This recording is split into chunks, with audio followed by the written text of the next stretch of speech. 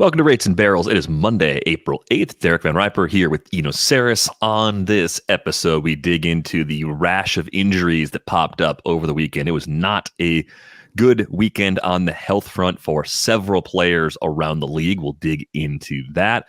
We're going to take a look back at where some of the money went as far as fab pickups, discuss whether it was good spending, bad spending, or something in between. Get to a few questions, I think, from our Discord over the course of the show as well. If you're not in the Discord yet, the link to join is in the show description. No matter where you are listening to or watching this podcast, just look at those show notes. You'll find that link. Join the many folks that are in there discussing their favorite teams, strategy, news and notes, everything you could all want in one place. How's your elbow feeling this morning? I actually have a little bit of elbow soreness because I've been holding my phone and doing too much game changer at the Little League games, but it's doing pretty good. I'm one of the few people who doesn't need to see Dr. Keith Meister right now. Yeah, I don't want to see Dr. Keith Meister today, tomorrow, or ever if I could help it. Unfortunately, Spencer Strider is having a visit with Dr. Keith Meister for a second opinion. And unfortunately, we already know Spencer Strider has a sprained UCL. A sprain is a tear. The severity of that tear is to be determined. Once we know the severity of the tear, we'll know what the course of treatment is, be that Tommy John surgery, which would be Strider's second. He actually had Tommy John back in college, Clemson, 2019, internal brace or PRP injection and rest. Like all those things are still on the table at the time of this recording. 1 o'clock Eastern on Monday. A lot can change very quickly. Regardless of which of those things it is, it's going to be a prolonged absence for Strider. This is going to put immediate strain on the Atlanta rotation.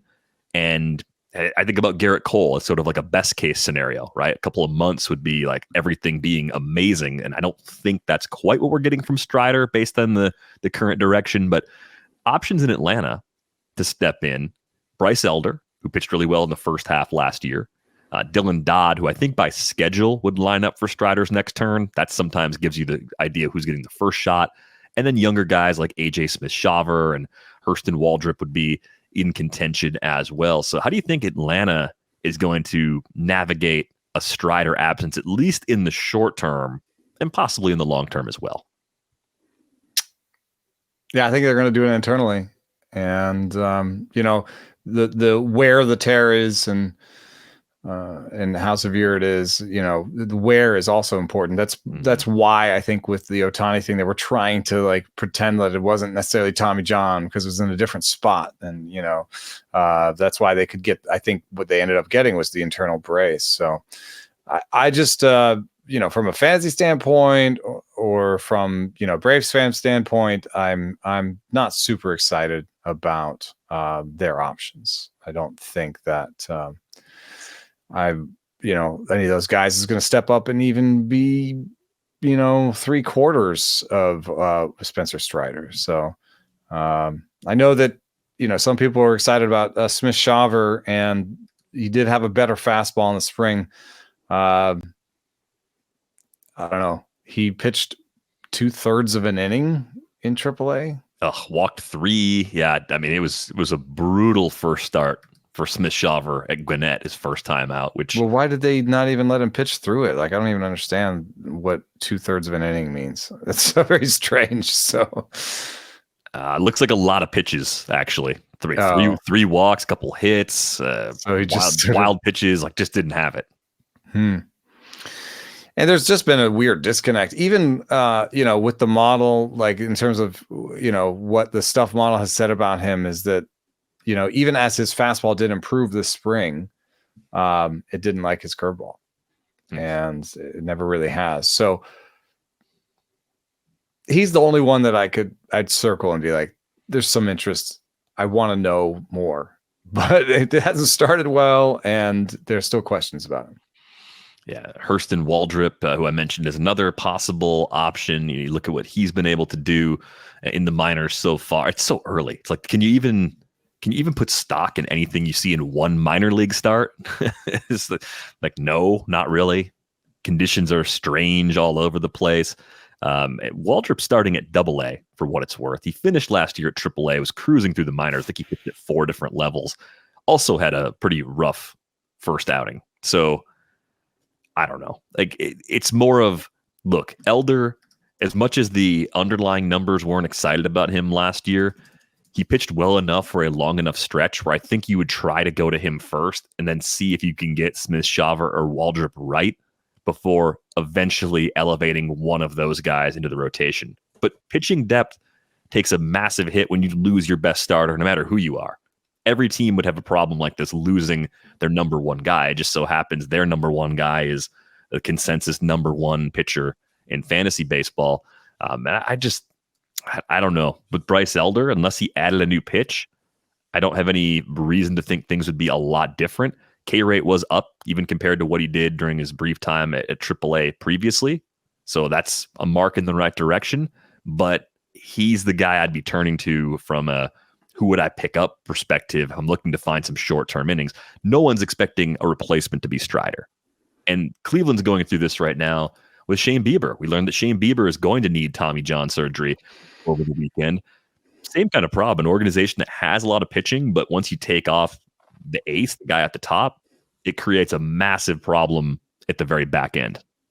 I think part of the reason why we talk about injuries this time of year every season.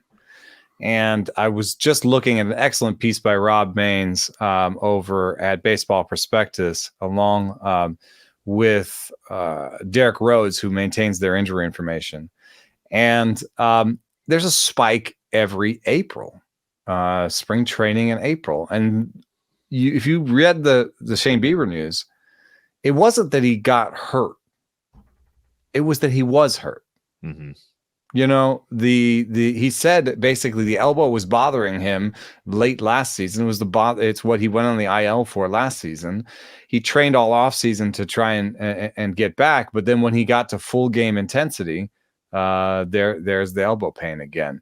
And so that's what we're seeing in April, is this normal every year spike in injuries in April, where people are shaking the dust off of injuries and finding they're still there.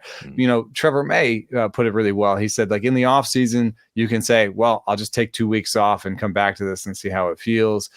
You're also not throwing at full intensity and game time type intensity. So those two things, sort of hide injuries a little bit. Then you get to April, there's a big spike. What we do see is that once you get past April, injury placements go down. And then they start to spike again in sort of August and September. Those, I think, are fatigue injuries, new injuries. Basically what I'm surmising is that sort of April is the time for the last year's injury to really manifest. And so that's I think the case for Shane Bieber. This is a team that has been thought of, the Guardians, as a team that keeps pitchers healthy. My sort of theory on that has been mostly actually they just trade pitchers away before they get old. And Shane Bieber's, production and health just didn't line up for them to trade him away. They could have easily have traded him away last year. Mm-hmm. They would have gotten more if he had been healthy at the deadline. They would have gotten more for Shane. Healthy and producing well, they would have gotten more for him than they would have traded him like they traded other guys in the past. They didn't manage to do that this time. I'm not a big fan of Xavier Curry. Ben Lively's, kind of interesting, but he's like just this invisible guy. He doesn't throw hard. Doesn't have great secondaries.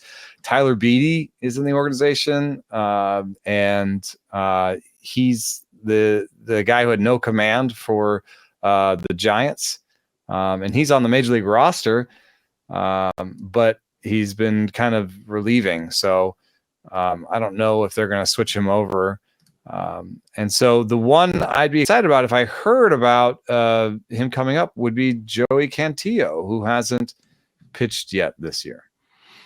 Yeah, he's got a hamstring strain. He's out 8 to 10 weeks. That was a late spring training injury. 10 weeks. It's probably like a grade 2, almost a 3. A 3, I think, requires surgery. That's a complete tear. So it must have been a grade 2 hamstring strain. So we're not going to see him until June. So I guess my guess is it's Xavier Curry. Yeah, and probably Carrasco. Gavin Williams will be back soon, so that certainly helps a little bit. I mean, it's almost like when you look at a major injury, and this applies to any team dealing with it. So same for Atlanta, same for Cleveland.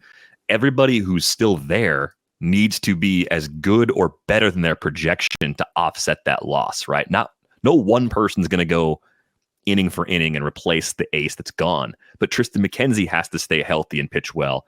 His start on Sunday got rained out. He got bumped into a 2-start week. So you're very early. interested what his velocity is going to be in his next start, because Right. McKenzie and Bybee both among the biggest losers in fastball velocity. Bybee bounced back in his second start. We did see that. 9.39, yeah. It's somewhat encouraging. Hopefully, for the sake of the Guardians and for anyone who has McKenzie on their rosters, we'll see the same from McKenzie.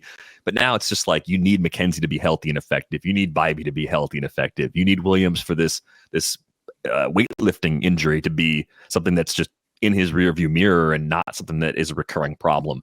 But then even at the back, like Allen and Carrasco, a lot of questions about Carrasco in particular. Cantillo is eventually going to be the guy that gets that spot. Like that's the longer term play, but you can't pick him up and stash him outside of keeper in dynasty leagues right now. And it's too long of an injury. It's strange that I was looking at James Anderson's top 100 or top 400 prospects in the Cleveland system. It's mostly bats right now. It's Chase DeLauder, Kyle Manzardo, Brian Rocchio is playing shortstop for them right now.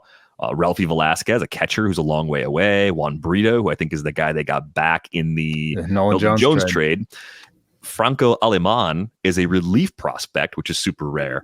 And then you get to Cantillo, but it's not as pitching rich as we're accustomed to seeing in Cleveland right now. And I think that could be a pretty big problem for them if more injuries pile up on top of Bieber. Timing for Bieber is really unfortunate too, with his walk year coming. If this was the year he had a chance to get a big payday, now he's one of those guys who's probably looking at a 2-year deal to do his rehab, to finish his rehab, and then to try and open up his value more the following season, which is just brutal. Yeah, it sucks for him. Strider at least had some long-term, long-term contract, but yeah, sucks for Braves fans because that seems like a juggernaut, and you'd love to go into the postseason with Strider and Sale. And I wonder, they have a lot of time before we get to the trade deadline. The number of pitchers available will change based on fortunes of a lot of different teams. But they've been trading away a lot of guys too. Like, do they have the arrows in their quiver? I wonder if you give up on Smith Shawver and or Waldrop, if you do the thing where you give some young pitching to get established pitching and say, hey, we're giving up control in favor of ceiling because our window's wide open right now. If you look at the rotation, Max Fried, man, he is just, I said there was water in the boat with my ratios already. We're going to need some buckets real fast because I'm soaked, to that man. Again, like it got worse. Like it was 7 earned in 4 1/3. Not great. Actually did lower the season ERA though in the process down to 18. So, but just an 18 over 5 innings is not what I was hoping for. So there's probably a whiff of concern at least because Fried had a forearm injury last year. Sales had a difficult time staying healthy in recent years. Charlie Morton is capital O old as much as we like him. He's 40. That's your first 3, and then Ronaldo Lopez, we've talked a ton about over the course of the spring, is moving back into the rotation after a few years in the bullpen. They might just need to keep him in there all year. I think this is definitely a bigger window now for Lopez, for sure. I mean, it's one of the things that happens in the fallout. And I think there's a lot of questions right now because this has happened at the beginning of the last 2 seasons, but it does happen often. What do you do if you built a team around Spencer Strider from a fantasy perspective? What is your tactical adjustments like Ronel Blanco, Spencer Turnbull, some of the guys we're going to talk about later in this episode, Alec Marsh? Obviously, no one you pick up is supposed to do the things that Strider has done, but you probably have a little bit of a categorical deficiency somewhere else on your roster if you started with Strider or if you went pocket aces and you're like scrambling now. Do you stream more? Do you push for early season saves instead? Like, what kinds of tactical adjustments are you making on the fly when you lose such an important piece of your roster? I think you got to pick the part of his production that you can replace. I think that's Ks, right? It's streaming to get the Ks, like knowing that you may take ratio damage, but. And you may not have had the best ERA projection for Strider out of everybody, because he does give up homers. So you may have been like, oh, I just need like a 3-4, but I need a ton of Ks. That's what Strider represents. And so, you're not going to get the 3-4 or the ton of Ks, but if you go for the Ks, at least you might get a 4-1 with a ton of Ks. I think you just got to pick one side or the other of the ledger. It's interesting the way you're talking about it. Reminds me of how like Ariel Cohen talks about players production across categories, and how if you pick like in Asturi Ruiz, like Asturi Ruiz going down, I think he'll be back up. It's not the same as a Strider injury, but it's similar in that you're like, he was my steals guy and now he's gone. And when you take a pitcher that high in the first round, you're like, this is my pitcher guy. And now he's gone, so there's a little bit of a correlation there for me. But in any case, yeah, I think I would kind of try and stream for Ks. I think that's the only thing you can do, because you thought I'm going to get maybe 250, 270 Ks out of this one spot. Yeah. And you probably can still do well, especially if you hit the early season streaming. We know streaming early in the year when the weather's cold, pitchers tend to be a little bit ahead of hitters anyway this time of year.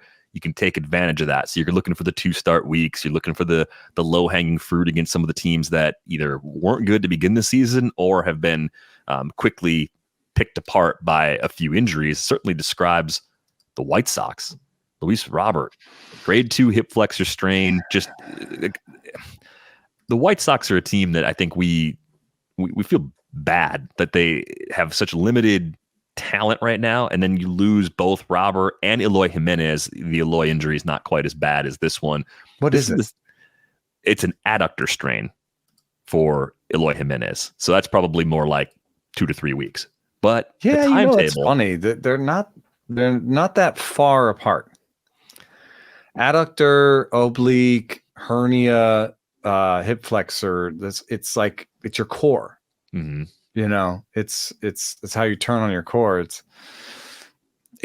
obviously a modern baseball phenomenon. We know that turning your core is turning your core fast is like one of the best things you can do in baseball. Mm-hmm.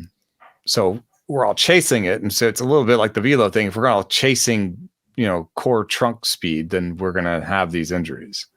But it's also interesting that these two guys are on the same team, can't stay healthy.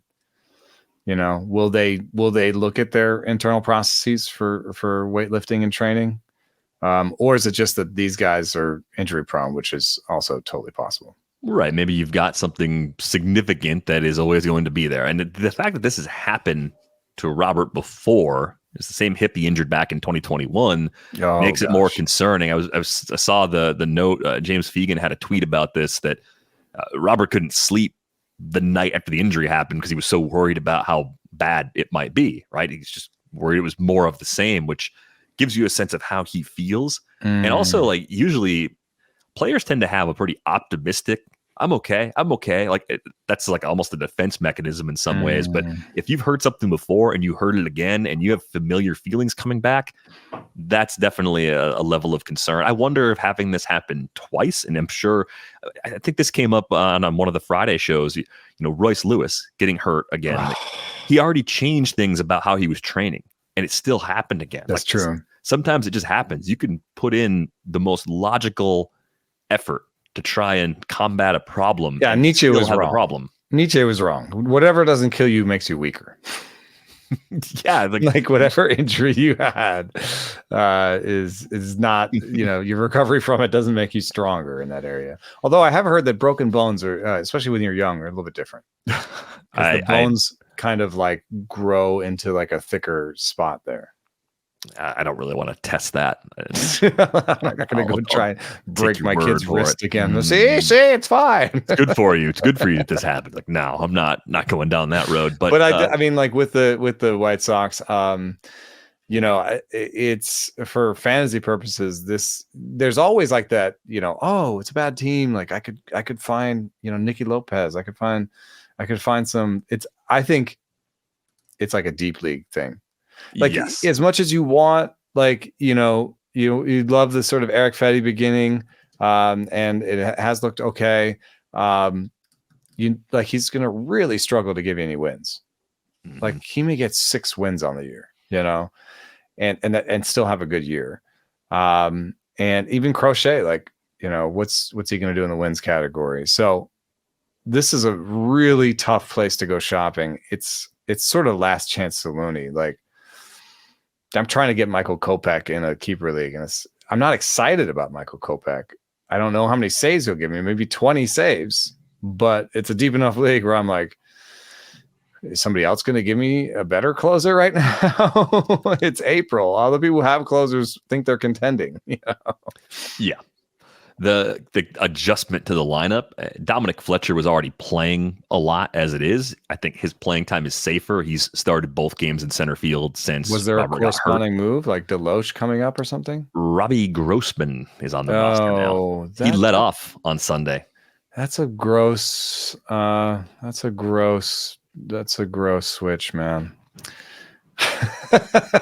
Yeah, he's going to get an extended chance to serve as the White Sox leadoff hitter. I mean, he projects to be slightly below league average with the bat and below league average with the glove.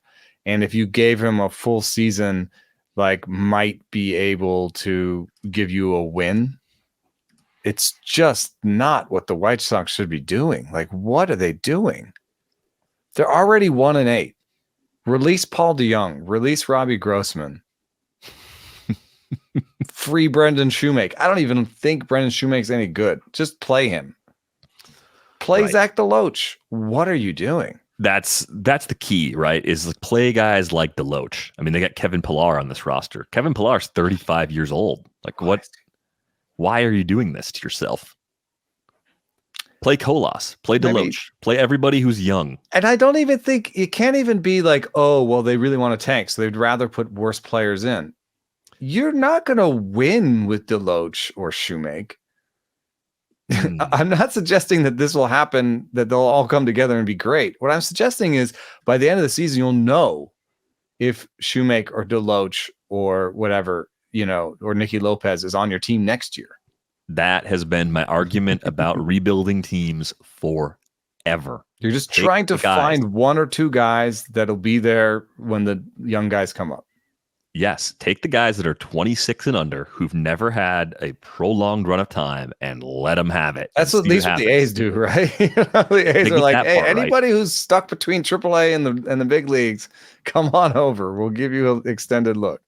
I do think Oscar Colas eventually gets a long run with this team. I mean, he struggled last year. He had a 53 WRC plus. So it's not necessarily malpractice to get him right briefly at AAA to start the season before bringing him back up. Pretty good for him there. I mean, yeah, K rate's down early. Yeah, I like that.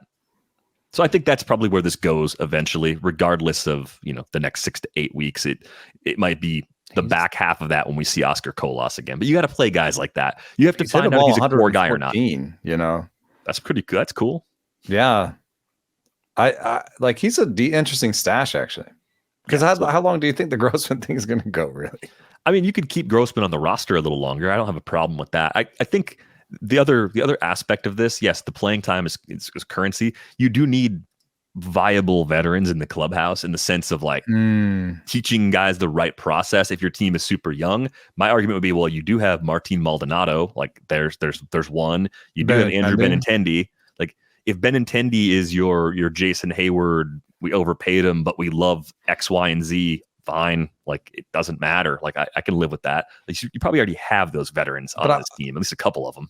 I would also suggest that young players will not look to players like Kevin Pillar and Paul DeYoung, and maybe not even Andrew Benintendi for leadership. Yeah. I'm sorry. Like, it's just the way that it works when you're in the clubhouse is like, who's the best player in here? Who makes the most money in here? That's who people look to. Without Robert and Jimenez. I honestly don't know who that player is. I think it's Andrew Vaughn.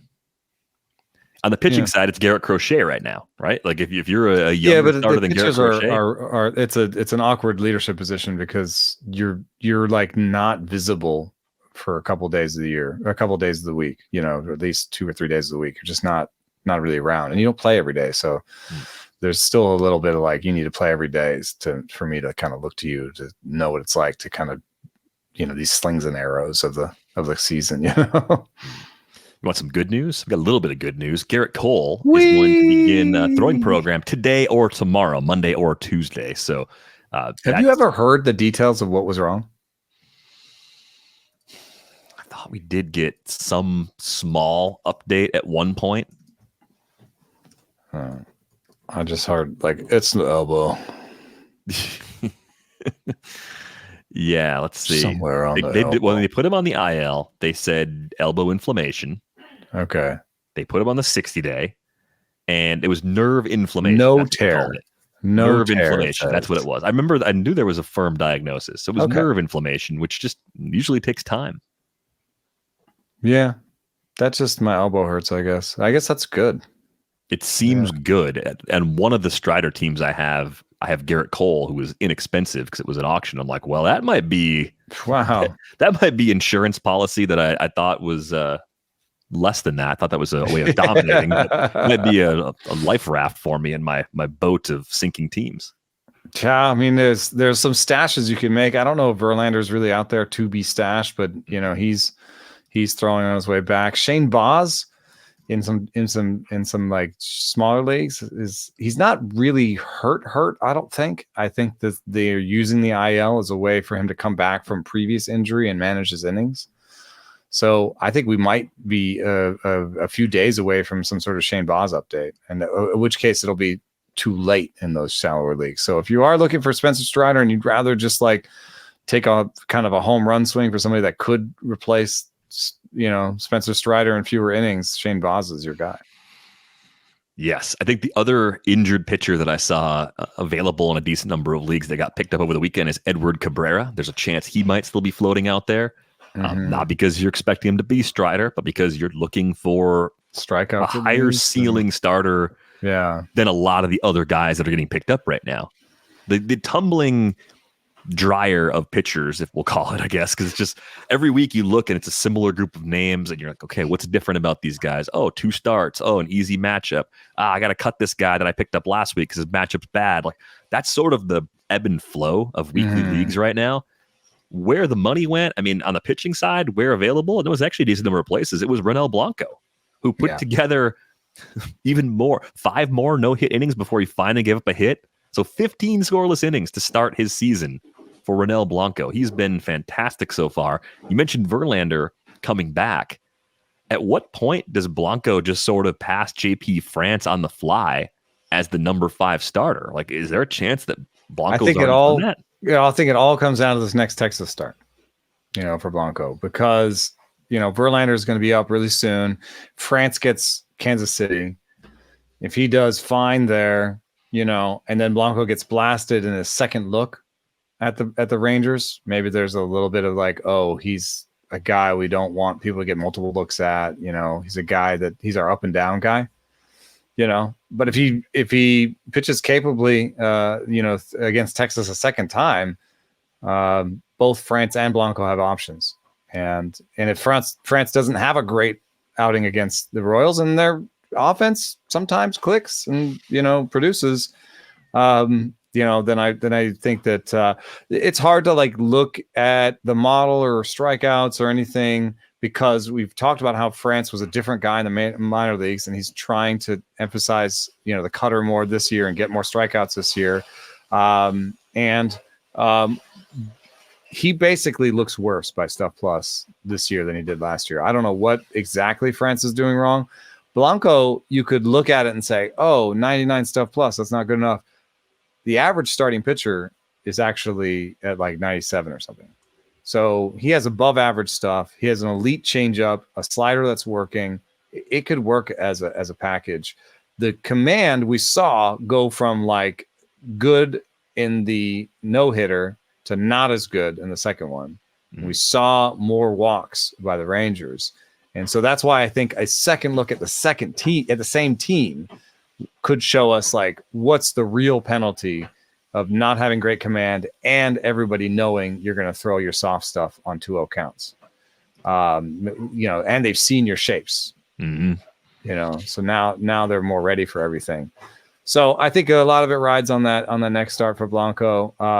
I may not have him in my lineup. I had him in TGFBI for that 2-week start. That was great. I almost thought about dropping him. Then I'm watching the game Sunday, and I was like, well, I can't drop him. So I ended up dropping Trevor Rogers instead, who the model really doesn't like, and the K-BB really doesn't like, and he has the Braves next week, and that's the tumbling dryer that you're talking about. Because if he had anybody other than the Braves next week, Trevor Rogers might still be on my team. But I was just like, maybe I can try to get him back next time. But for now, I'd rather have Blanco. And that's how I want to treat Blanco. I don't want to invest. I don't want to go and buy him in keeper leagues. He's 30 years old. Don't buy at the top on this one. If you got him, congratulations. If you got him for less than $50, congratulations. If you paid $150, $200, like 20% of your auction value or your free agent money for the year, I'm not with that necessarily.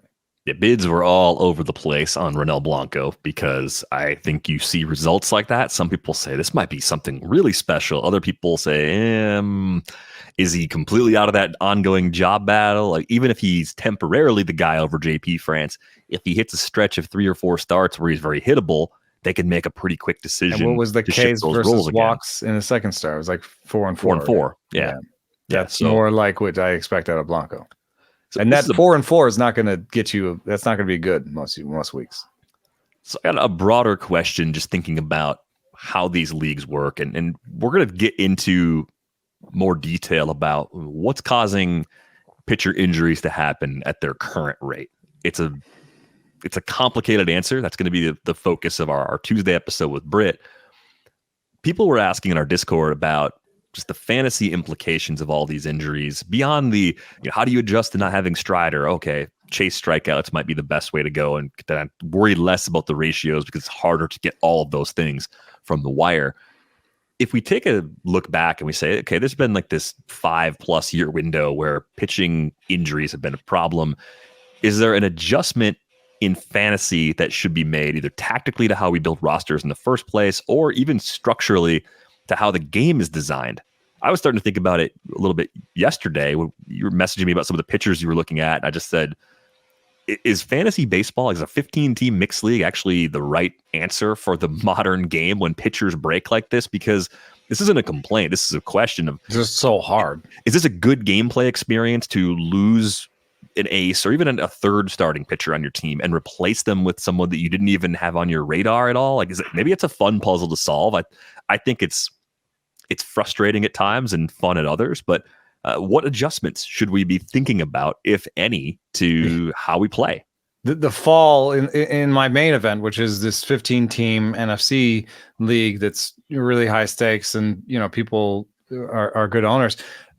We identified one of the best arms. I mean, I don't know if it's the best arm, but one of the best arms and best schedule combinations that was available was Trevor Williams.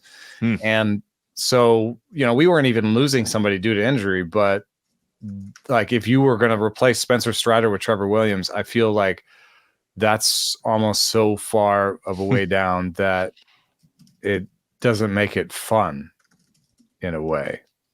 Like, take the money out of it. Like, if we weren't playing for money and it was just your friends, like how deflating would it be?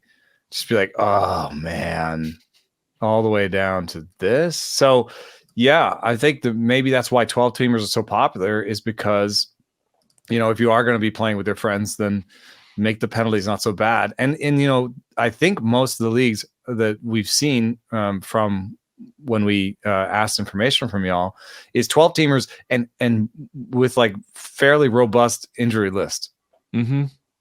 And I like that too, because I'd rather not have to drop a guy because he's injured.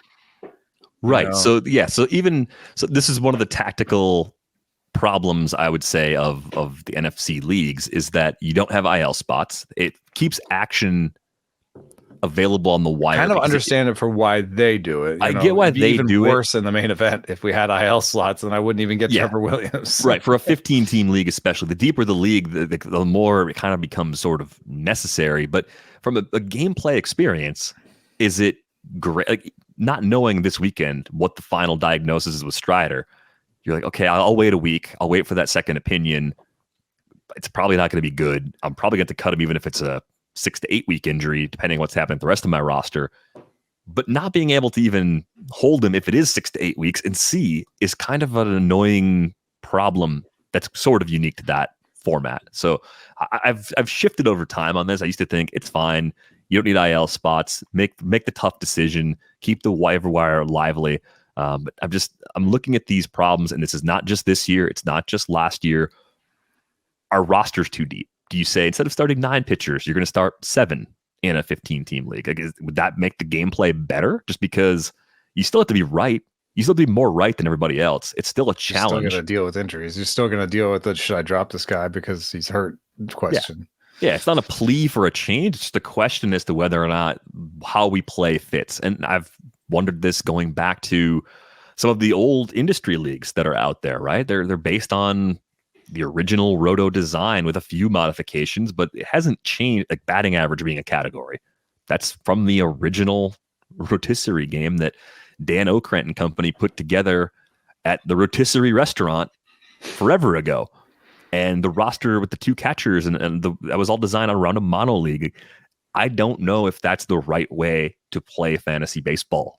Period. There's also like what kind of adjustments and strategy should we make? I put up last year's leaders in fastball velocity, minimum 90 innings, and it's a list of people we all wanted: Bobby Miller, Hunter Green, Sandy Alcantara, Yuri Perez, Grayson Rodriguez, Spencer Strider, Shohei Ohtani, Shane McClanahan, Jesus Luzardo, and Gerrit Cole.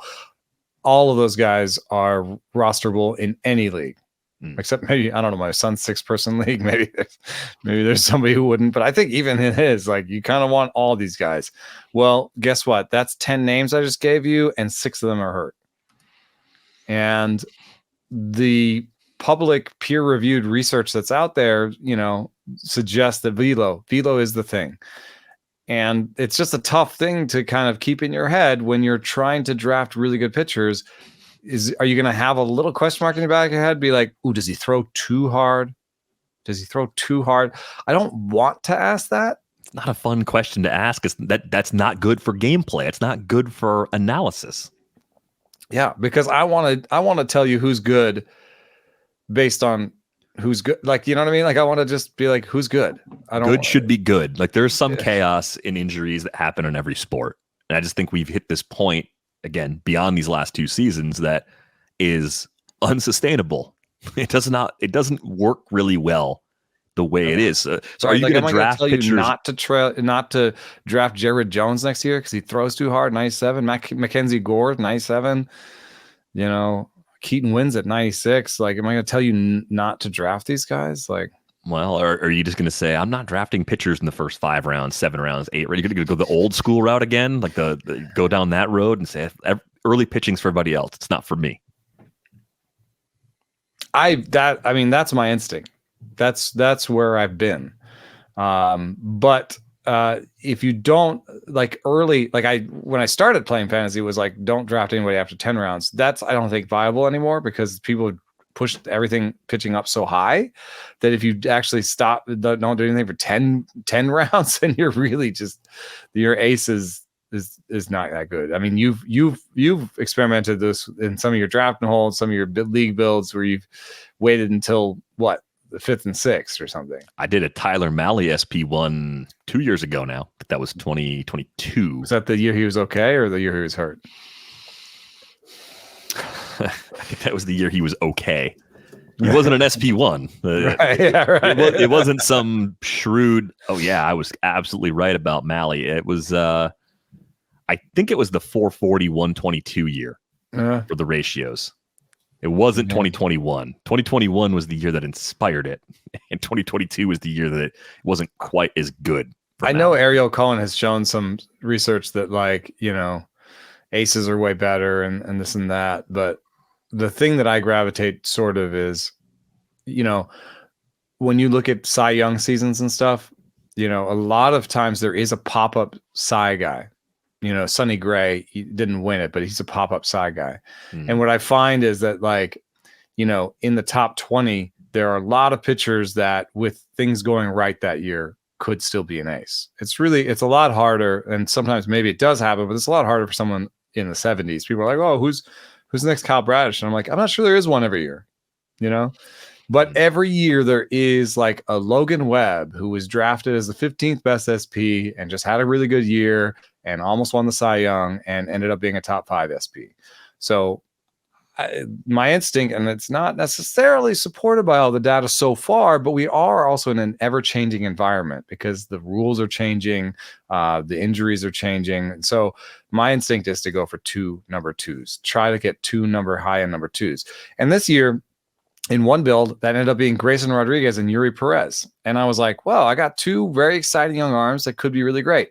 The nice thing is that because I did 2 right there, I didn't lose.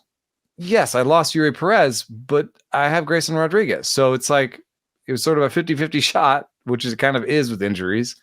And so I just bought 2 at that one price point that I thought was fine.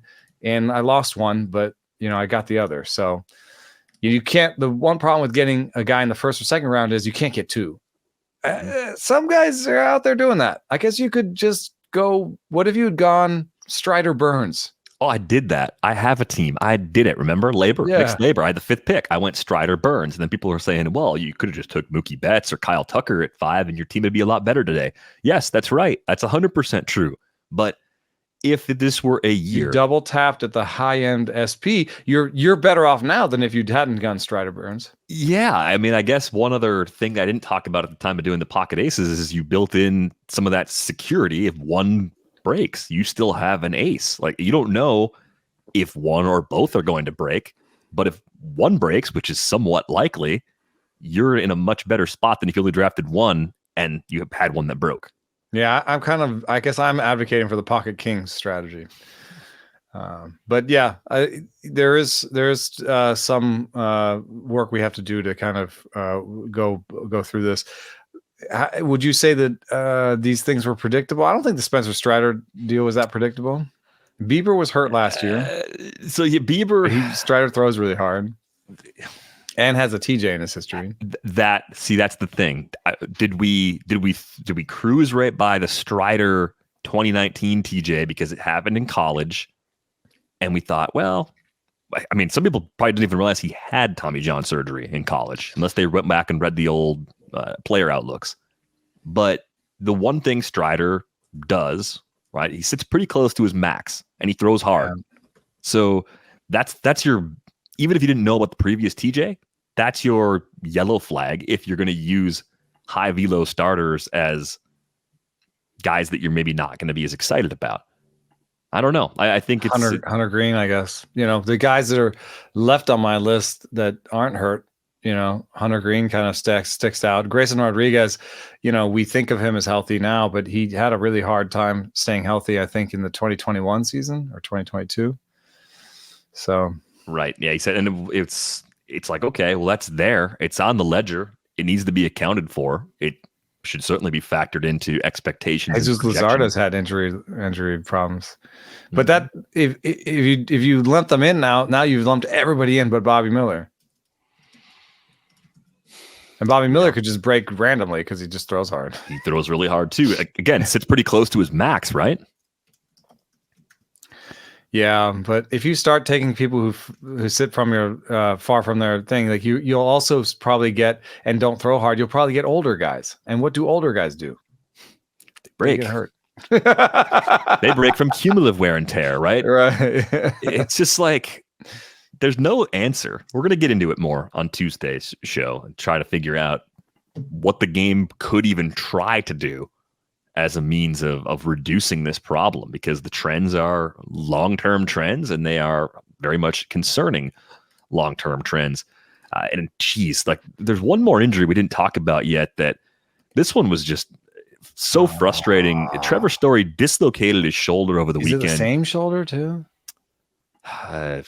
Same shoulder as the arm he had the elbow Oh, surgery on. He had Tommy John. That's what it was. But I thought Right. he injured his shoulder. But yeah, he hopes to play again this year. That is so sad. Yeah, it's brutal because he goes through all the injury rehab from the elbow, comes back last year, isn't quite himself, finally gets the healthy, be a regular baseball player instead of a rehabbing baseball player off season, gets all the way back and suffers this injury in this 8th game of the season. It's just and he just knows what the fans are saying. Like he's just wearing it. Yeah. It's awful. No player wants to be hurt. No one wants to be hurt over and over and over again. Yeah. No matter what stage of your career you're in, I look at this Red Sox team. It's like, okay, so Story could miss the rest of the season based on this description. I'm sure once we get more tests, more information, we'll know. It's probably one of those situations we need inflammation to calm down before they can really get a clean look. David Hamilton is on the roster now, left-handed hitter, tons of speed. I don't know if David Hamilton is going to be a good enough hitter in the big leagues to make good on those tools. I think that's a open question for a lot of people, but he looks like the first guy that's going to get a shot at increased playing time, and they'll probably move a bunch of other guys around trying to make the pieces fit. I'm surprised I didn't just put Rafaela back at short, but there's a defensive component to this too, where maybe Rafaela is in center because they didn't love him at short. And Hamilton has an interesting story because he's a guy who has good contact, really good swinging strike rates, good plate discipline, and they gave him weighted bats. And in 2023, he hit a ball 111, and he'd never done that before. We haven't seen that quite yet this year. The hard hit numbers aren't great, but if he has that in his bag, if he can hit 111, that changes his offensive profile, and he could be somebody that I doubt the Bat X has that 111 from AAA in its algorithm, but maybe it does. But I think if he could hit for league average power, he would be a pretty exciting player. If he can hit for league average power, he's a guy that maybe could hit 230, 240 with 15 homers and 30 steals the rest of the way. I mean, he does have legs. He stole 59 in 2023 and 70 in 2022. So, and what's funny is that a lot of the people that were buying Story were buying him for stolen bases. So if you are in a deep league and there's not much out there, Hamilton might be the pickup. Yeah, that's brutal, though, for Story. And I think it's interesting. I didn't know about the Hamilton weighted bat stuff. Projections don't like him at all. He in deeper leagues, I'm sure, was targeted this weekend, but he has the sort of tools that if it clicks, he'd become relevant in 12-team leagues and smaller leagues potentially, too, because that's a ton of power and speed. I mean, that's yeah.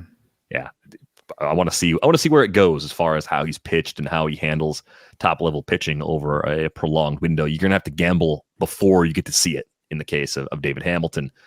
Let's come back to a few more players that were scooped up this weekend. Let's go to the position player side briefly. There's only a couple of position players that I saw get picked up a lot of places.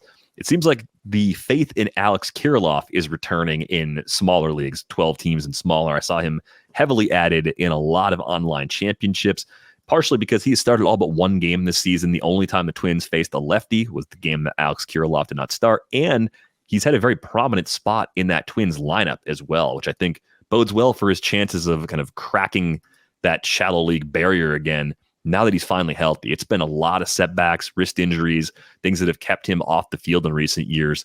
The early returns, he's still hitting the ball hard in the very limited sample, still kind of looks like the guy he was when he first debuted back in 2021.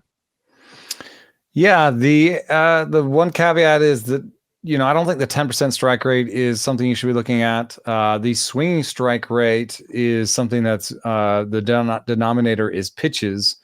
And he has seen 106 pitches. So that's a little bit further along than the 30 plate appearances where he only struck out in 10% of them. So the swing strike rate suggests that he's going to strike out around league average, 22 to 24%. And so I don't know that he's going to be a 10% strikeout rate guy. That's a great average, but sort of 250, 260 with 20 homers, 25 homers, that seems within his grasp. The playing time is there. He had a triple, so the legs seem to be there. He seems like in good health. I know he didn't hurt his legs in the past, but just being generally in good health is something that he hasn't necessarily had for a little bit.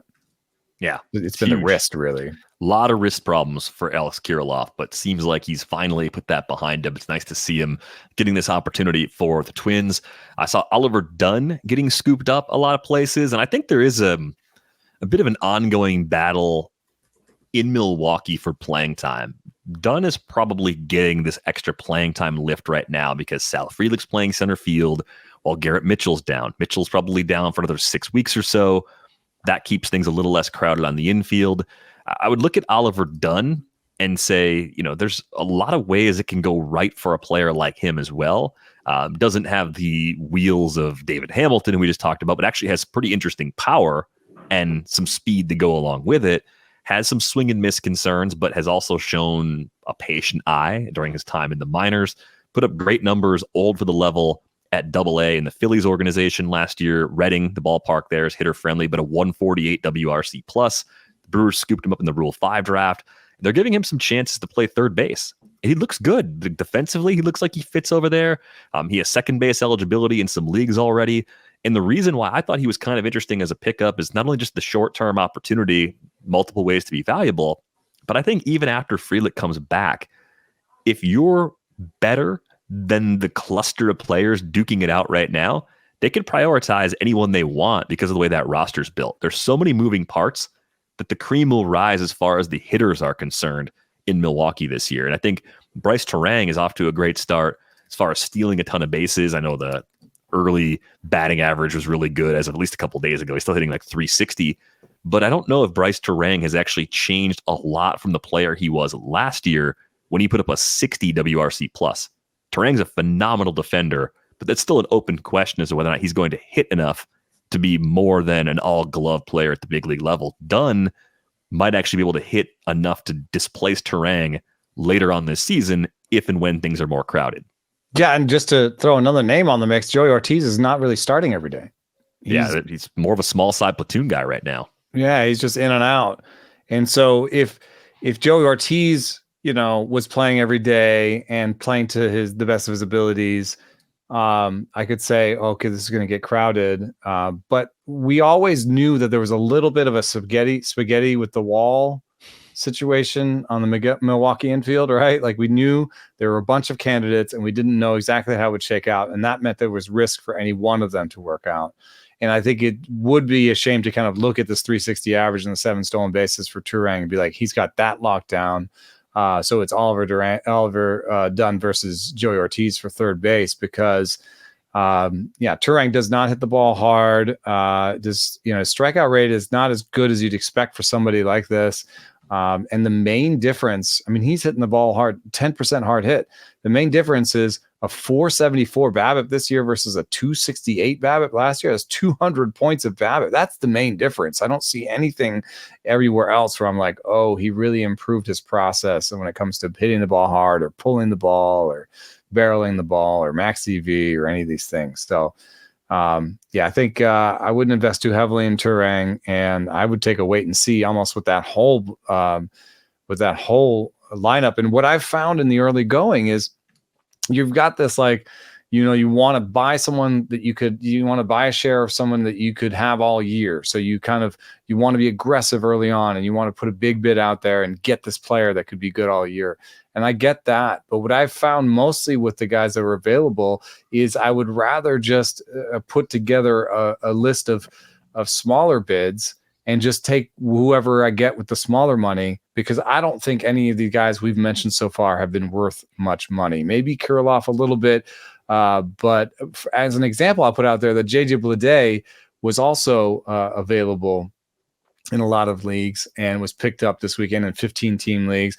I had him already in a lot of places, and I add him in some places, and I never spent even more than $10 out of 1,000 to get Bleday where I had to get him.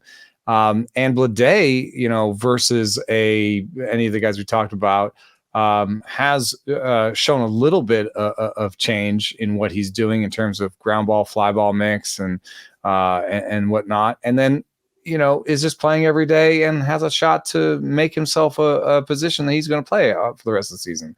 So I just put all these guys into the mixer, give one guy I like a little bit, $1 or $2 more. And, I haven't seen anybody.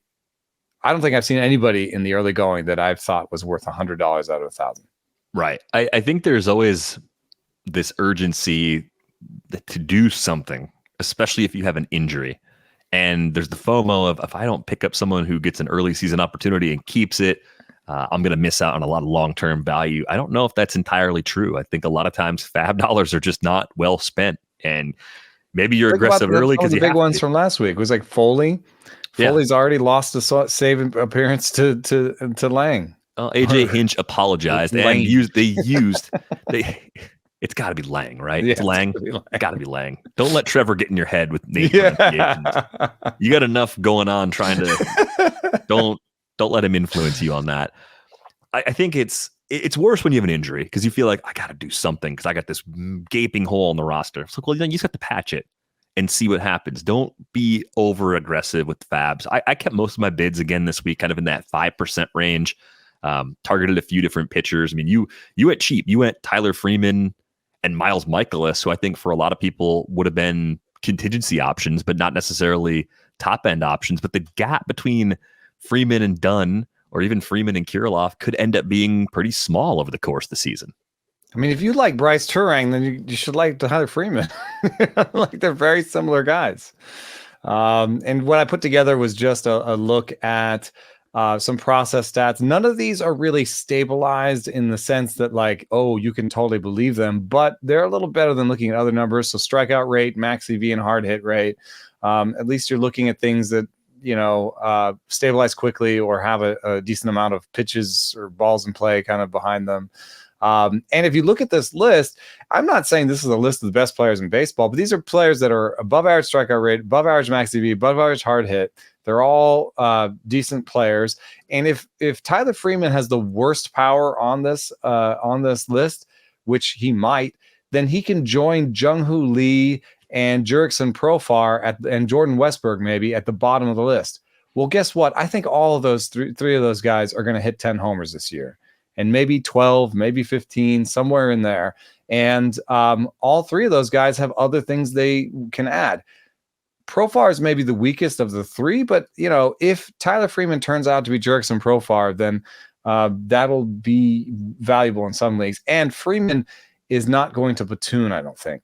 So he could be better than Profar just by playing every day. He has that in common with Jung-Hoo Lee. So, the everyday playing time of a Jung-Hoo Lee and the power of a Jurickson Profar doesn't sound like something you want to rush to the bank to get. I paid, I think, an average of $4 of 1,000 to get him. But he might be an everyday player. You look up at the end of the season, he's hit 275 with 12 homers and 18 stolen bases. And he was absolutely worth playing in most leagues, not 10s and 12s, but. Yeah, I could see Freeman's categorical value going from, steals to average to runs to homers to RBIs. Like, that could be the order in which he's valuable. But if he's good in three of those categories and passable in the other two, that will play for sure in deeper leagues, and especially in leagues where you just need somebody sometimes, like an extra bat that can play multiple positions. Freeman should be a pretty good fit. I was surprised you had Miles Michaelis on your contingency list as far as a bargain pitcher goes. I think it was Michaelis and Trevor Williams were two guys that you ended up picking up that I just didn't see coming. Just pure schedule grabs. Just the schedule. The other two starters. Miles Michaelis, I think, has San Diego at home. I forget what the next one was. Maybe Arizona on the road. But he got a win against San Diego with 2 runs on 7 hits and a walk over 6 innings. He struck out 4. Like, I think he can do something like that again. He's a credible starting pitcher. Trevor Williams has the A's and the Giants in good stadiums, not in Washington. So, I thought those were decent matchups. And like I liked your tumbling dryer analogy. I'm just trying to make it to next week. Yeah, and that's sort of like the main reason why I was interested in Spencer Turnbull, because I thought he fit in the 5% or less range. He's got But 2 what did you starts this pay week. for him? Like On a percentage 57, 5%. Yeah. I saw people, you paid 57 out of 1,000. Okay. I wasn't willing to go that high. I thought he was a streamer, and streamers for me, I don't necessarily want to spend much more than like 11 or 13 at most, because you have to think about the numbers. Like if you're going to stream every week, you can't, 57 is a little bit more like you might keep him. I think that's exactly where he fits for me. So here's why I think he's more than a streamer. It's 2 starts this week, but assuming he's still in the rotation the following week. Maybe the best 2-start week this week in terms of like possible people to pick up. It was bad. Matchups were horrible for pitchers this week for the widely available guys. It's the Cards and Pirates this week. Gets the latter of the 2 at home. White Sox at home next week. Turnbull's going to be in the rotation for at least 2 more weeks because Taijuan Walker just started throwing live BP last week. So he's going to need a full rehab assignment before he's ready to go. At least 3, probably 4, maybe 5 rehab starts before he comes back. And he hasn't even started that process yet. So I think Turnbull's someone that gets you through April. And my new threshold for how long does a guy have to have a job for me to not really worry about him being a complete streamer, it's about a month. Because in a month, how many of the starters who are currently healthy and effective in that rotation around him are still going to be healthy and effective? Like one of Christopher Sanchez or Ranger Suarez could struggle, or Walker could have a setback, or literally anyone could get hurt. And I think Turnbull looked good enough in the pitching model as well, where I thought, like, okay, all these factors point to someone that has a good short-term opportunity and slightly better than average skills that could actually make him good beyond easy schedule and favorable schedule spots. Yeah, I could see it. I guess maybe I topped out at maybe 17 or 21 on him, and it didn't get him, I think. It's not absurd to be careful. Like if you didn't have I had a need in a lot of leagues too, though. I had him on all my drafting holes. I have 3 shares of him in my drafting holes. I was like, yes, I'm putting him in. And the reason why is, I've told this story a million times, is that just I asked a pitching coach, what's your favorite type of player to get? And he was like, a player who's like played in the major leagues and has a bunch of pitches. And that's a Turnbull to me. It's like, and what did they do with him? They replaced his 4-seam with a cutter and added a sweeper. And it's like, wow, they couldn't do that in Detroit. And I think they couldn't do that in Detroit because there was some bad blood. There was other stuff going on. Yeah, there was obviously some problems there. And I think he came to a new team and felt wanted and opened his ears and said, okay, yeah, that sounds fine. Let's do that. And now he has the sort of cutter. He has a cutter slider sweeper situation going on. And I think his sinker is just good enough, and it's 5 pitches and it's decent command, and people haven't seen this Spencer Turnbull too. And he's pitching in a league where he hasn't seen as many of the teams. All reasons why I think it can work out a little longer than expected for Spencer Turnbull. The other name that I thought was kind of interesting that we were floating around before the show is Javier Assad. He's got a career sub-3 ERA in the big leagues. He's kind of split his time between the rotation and the bullpen for the Cubs, and doesn't have the whip that you like to see with a sub-3 ERA. But the Cubs have their own approach with pitching, and I think Assad might fit into that. Yeah, I think he fits a little bit of the same as a Turnbull. Like this, he's a sinker slider guy where teams are increasingly like willing to take a chance on a sinker slider guy if they think they can add other breaking balls. And so he's sinker, cutter, sweeper, curve. It could work. It's a lot of breaking balls, but they're all different breaking balls, and they can all work differently to different hands. So he's going to have trouble against lefties at some point. But it's a package that could work. Real simple You'd game. rather see better K percentage and stuff, but it's a little more of a streamer for me, and it's a 2-start week this week too. So I felt like that alone was worth targeting just for the innings and possible Ks of getting 2 turns this week. Let's go good pickup, bad pickup, assuming these were mostly cheap ads. So you can hit us with a thumbs up if it's good, Hit us with a thumbs down. If it's bad, we'll see if we get graphics or not. Hey, I got them both times, so we'll see. Hey. We'll see if we're that lucky. Cody Bradford, good or bad for pickers? Thumbs up. Thumbs up. Yeah, could get some innings there. A little change of shape on the fastball and a new curveball, which doesn't model great, but he's always had the great changeup. So that's 3 pitches. Graham Ashcraft, anything different this time? Sinkers, a lot of sinkers. I'm going. Ooh, the gentle up. Yeah. We'll see when the emoji gods agree with you and actually. I'd rather there was a curveball in there, but I just like the fact that he's throwing something else. Throw a wrinkle in it. How about Assad's teammate Ben Brown for deeper leagues? Unqualified thumbs up. Yay! We got a simplified arsenal that's helping him with his command. The only problem is they haven't necessarily just installed him in the rotation. It looks like he's going to be a kind of a bulky guy.